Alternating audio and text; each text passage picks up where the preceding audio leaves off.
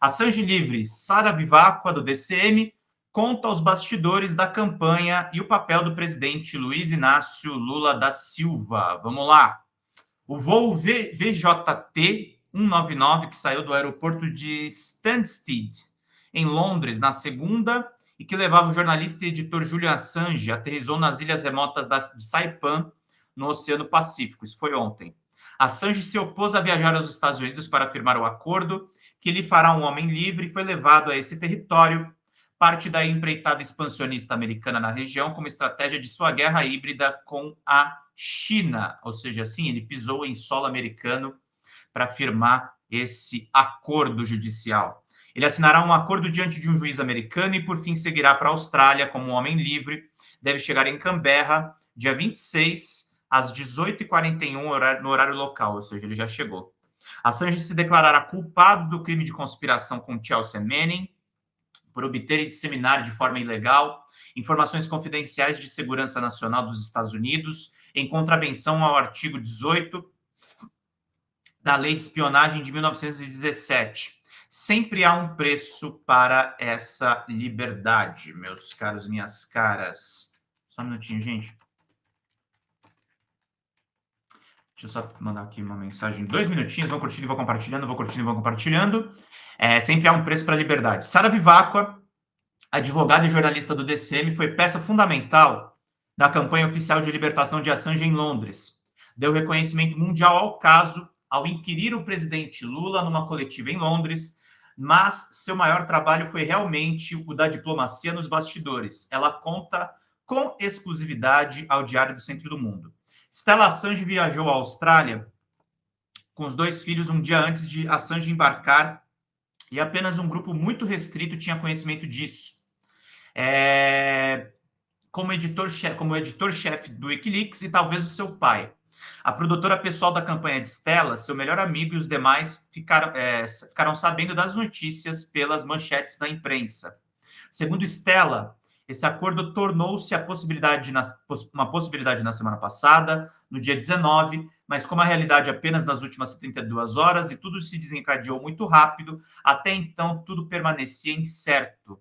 As negociações desse acordo começaram no ano passado, envolvendo vários advogados, e por ser uma estratégia confidencial, eu nunca falei em público sobre isso. Até que numa entrevista do ex-agente da CIA, John Kiriakou, revelou ao jornalista Pedro Zambarda do DCM a existência de tais negociações. Depois seguiram-se comentários especulativos, mas a liberdade de Assange era mais importante e, claro, me cabia proteger essa informação.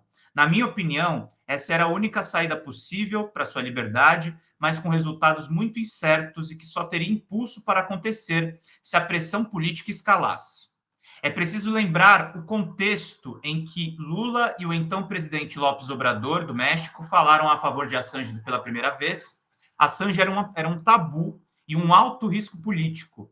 A campanha tinha uma enorme dificuldade de mobilizar a opinião pública naquele momento, devido a uma coordenada e extensa onda de difamação.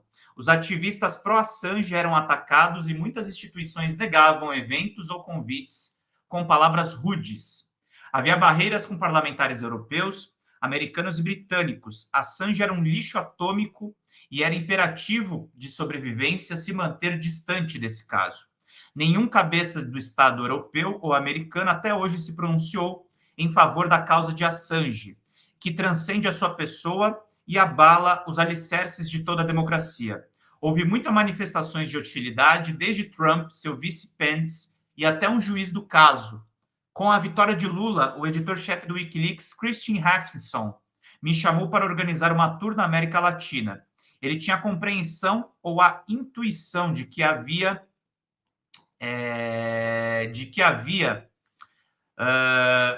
um mundo capaz de entender um vocabulário que soava fantasioso para o público europeu, com a sua fé ainda residual no sistema. A América Latina tinha escrita na sua história o que a CIA era capaz de fazer, por exemplo. Ele me perguntou se era correta a percepção, pois muitos dentro da campanha não viam importância de buscar aliados fora dos países diretamente envolvidos na perseguição a Julian Assange. Eu tinha plena convicção de que a luta tinha que ser verdadeiramente internacional e que a América Latina poderia fazer a diferença, principalmente porque o Brasil tinha uma experiência muito recente de uma mesma forma de perseguição política pelo Departamento de Estado e Departamento de Justiça norte-americanos, a Lava Jato. Nós já tínhamos no vocabulário da experiência a palavra lawfare, nós tínhamos um acúmulo cívico na luta de libertação de Lula e nós tínhamos um êxito social extraordinário nesse sentido. Fizemos as malas num ambiente de muita descrença. O presidente Gustavo Petro nos recebeu na Colômbia a partir da articulação do brasileiro Amaury Chamorro. Lula nos recebeu já como presidente eleito em meio a um dos momentos mais conturbados do governo, de transição e depois de passar por uma cirurgia. Aqui eu tenho que prestar a minha imensa gratidão à equipe do Lula, em especial ao assessor José Crispiniano, que sempre atendeu meus pedidos e telefonemas, um homem de grande paciência. Era a primeira vez que o Wikileaks era recebido por chefes de Estado. Esse era um marco, pois Obrador tinha recebido a família de Assange, que poderia ser visto como um gesto humanitário. Mas receber o Wikileaks era uma posição muito mais audaz em conteúdo, pois implicava em declarar Assange preso político dos Estados Unidos e do Reino Unido, vítima de uma perseguição, e implicava numa denúncia política frontal por chefes de Estado contra países que o perseguiam. Um dia depois da recepção pelo presidente Lula, o primeiro-ministro australiano saiu a público no parlamento australiano e declarou que o caso Assange já havia ido longe demais. Não creio que fosse mera coincidência, mas o encorajamento que faltava, pois Lula é, sem sombra de dúvida, um dos grandes líderes mundiais de nosso tempo. Alberto Fernandes, Cristina Kirchner, Luiz Arce e Obrador, logo depois do encontro com Lula, aceitaram um pedido para receber o Wikileaks. Uma onda de apoio inédita se fazia na América Latina e contrastava com o silêncio das demais autoridades de outros países. Durante esses anos, eu guardei uma parte da conversa com Lula, que foi tocante, mas naquele momento era confidencial.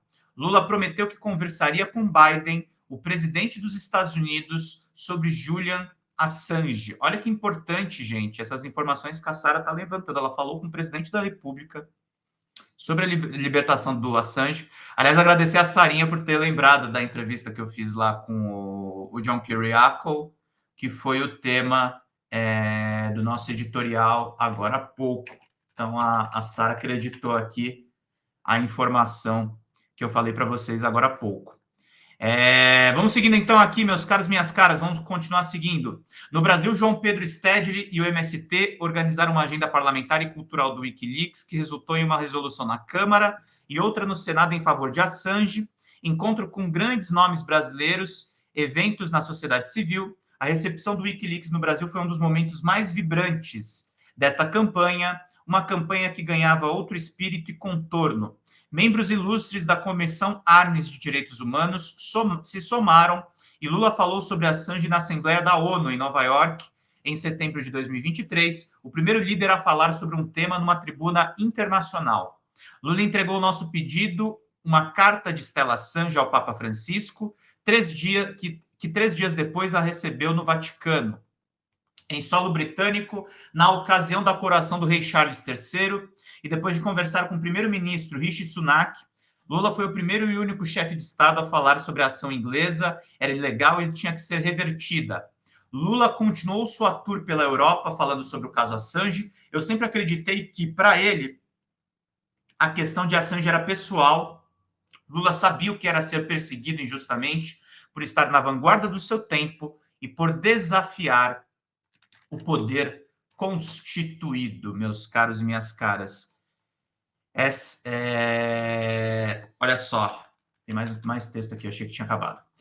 Celso Amorim me recebeu em Londres com sua equipe por mais de 1 hora e nos escutou com toda a atenção. Pouco a pouco quebrou-se o tabu de que Assange, com manifestações mais explícitas, o caso Assange voltava a ser tópico e a incomodar. A campanha na Austrália começou, ganhou desde a eleição do primeiro-ministro Albanese e do grande esforço de advogados para poder manifestar a sua força, e foi ganhando momentum, fazendo fatura política pesar cada vez mais para os Estados Unidos. As campanhas europeia e americana nunca descolaram e continuaram residuais. Talvez Biden, em seu protagonismo na guerra da Ucrânia e no genocídio palestino, tomou uma decisão pragmática de tentar se reconciliar com parte de seu eleitorado. O processo legal no Reino Unido, que se alimentava de prazos excessivos, de decisões que nunca chegavam, de repente começou a se fazer estranhamente rápido.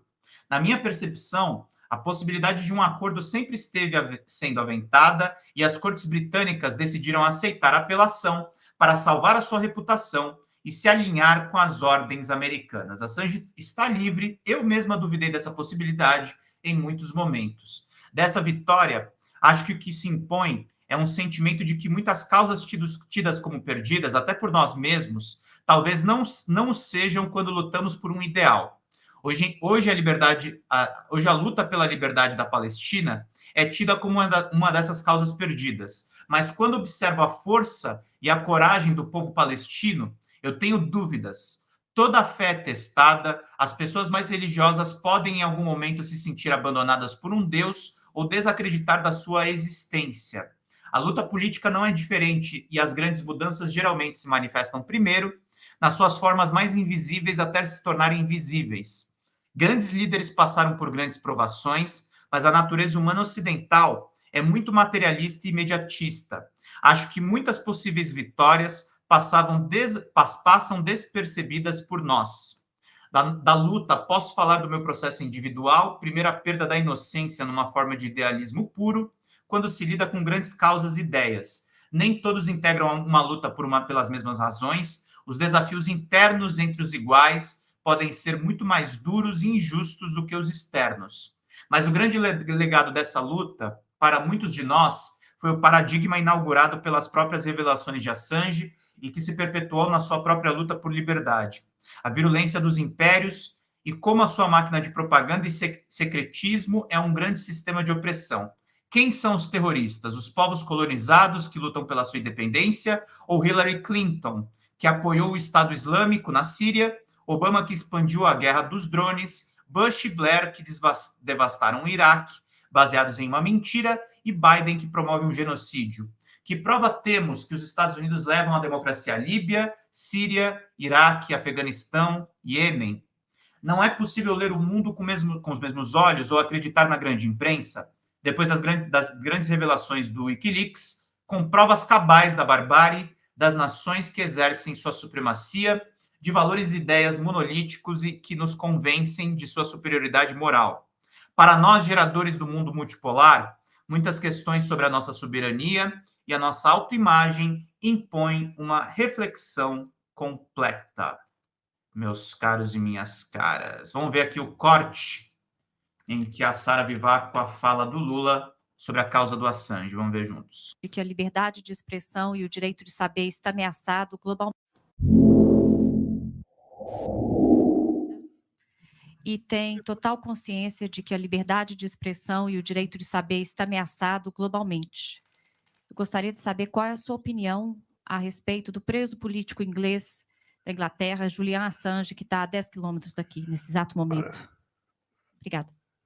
Que Deus te abençoe por essa pergunta, porque eu acho uma vergonha. Eu vou falar, inclusive, na frente do jornalista, porque isso vale para vocês e vale para mim.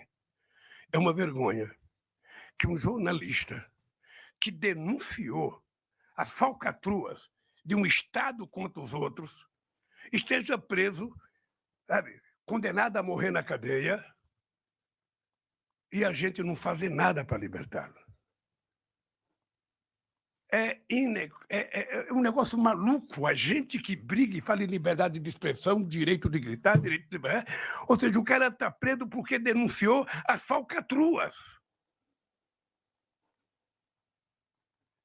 E a imprensa não se mexe na defesa desse jornalista. Eu, sinceramente, não consigo entender. Não consigo entender. Eu até peço perdão, porque eu vou, quando chegar no Brasil, vou ligar para o primeiro-ministro, porque foi um assunto que eu esqueci de falar com ele. Eu já mandei carta para o Assange, já publiquei carta, já escrevi artigo sobre o Assange, mas eu acho que é preciso um movimento da imprensa mundial na defesa dele. Não é na defesa dele enquanto pessoa, é na defesa da liberdade de denunciar. O cara não denunciou nada vulgar.